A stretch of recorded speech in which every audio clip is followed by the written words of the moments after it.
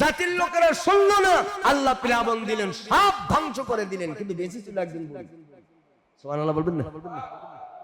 বুড়ির সঙ্গে দেখা হলো, বুড়িকে নবী নূহ বলল, বুড়ি এই কিস্তি কেন বানাচ্ছি জানো না?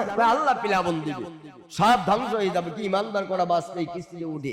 বুড়ি বলেছিল, নবী নূহ প্লাবন হওয়ার আগে আমার জানাইও, আমি অন্তত গোছাই গাছায় বুড়ি মানুষ যাতে উঠতে পারি। প্লাবনের যখন শুরু হয়ে গেল, নূহ আলাইহিস সালাম ভুলে গেলেন, বুড়ি গুছাই গাছায় ওই দিনতে বুড়ি গুছাই বেঁচে আছে নিজের ঘরের ভিতরে। নূহ আলাইহিস সালাম প্লাবন শেষ হওয়ার পরে নূহ আলাইহিস সালাম নিজের উম্মতদেরকে বলে, আরে আজকে প্লাবন হলো এই যে 6 মাস 8 দিন ধরে, কিন্তু আমার সে বুড়ি। বুড়ির বাড়ি লোক পাঠালো, যে দেখছে বুড়ি গাট্টি গুট্টি সব গুছাই নিয়ে বসে আছে, কখন নূহ নবী ডাকবে। সুবহানাল্লাহ বলবেন না? লোকজন যে বলি, বুড়িমা খবর কি? কয় খবর কি? খবর তো তোমাদের কাছে, প্লাবন কি শুরু হয়েছে? কয় কম কি প্লাবন শুরু হয়ে দুনিয়ার কাফের সব শেষ, প্লাবন তো শেষ হয়ে গেছে। কয় আমি তো জানি না। বুড়ি বলতেছে, আমি তো জানি না, আমি তো গুছাই বসে আছি, কখন তোমরা আমার নীতি আসবে কিস্তি দিয়ে তোলার জন্য। সুবহানাল্লাহ বল।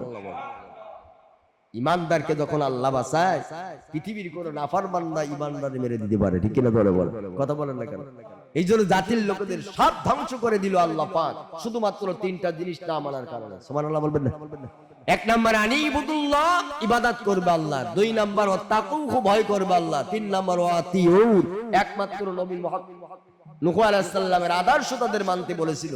আল্লাহ পাক বলেছিল, নবী নূহ 3টা কর্মনীতি তোমার কওমের লোকেরা যদি মানে, আমি আল্লাহ যে বিশাল প্লাবনের আযাব দেব, এই আযাব থেকে আমি আল্লাহ পাক বাঁচাই দেব। তুমি কর্ম পন্থা মানতে হবে 3টা। 1 নাম্বার ইবাদত করবে কার? জোরে বলেন কার? 2 নাম্বার ভয় করে চলবে কার? 3 নাম্বার আদর্শ মানবে কার? নবী নূহ আলাইহিস সালাতু ওয়াস সালাম।